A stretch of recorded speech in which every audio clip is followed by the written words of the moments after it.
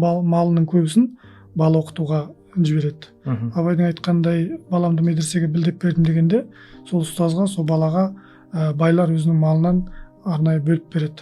Оны ұйымдастырған тұлғалар да болған.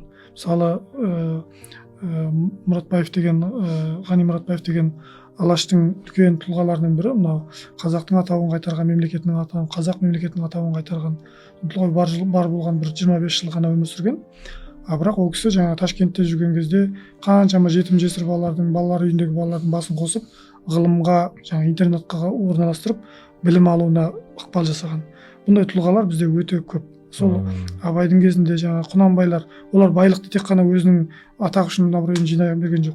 Медреседе оқып жүрген балаға берген, бұл сауап деп, ертеңге дейін медреседегі балалардың бүкіл шығындарын сол ауылдың ақсақалдары, жаңағы ауқатты адамдар қамтамасыз етіп келген.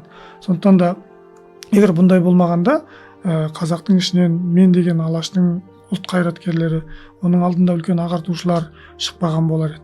Сондықтан да бұл кісілердің атын атап түсін түстеп санына жете қоймаспыз, бірақ дегенмен де бізде осы нәрсеге қатты көңіл бөліп, діннің өзінде ғылымға аяқ басқан шәкірттің табанына періштелер қанатын жаяды екен деген сөз жай емес. Сондықтан да осы бағытта өте үлкен сауапты жасаған тұлғаларымыз көп, оның ішінде байларымыз көп.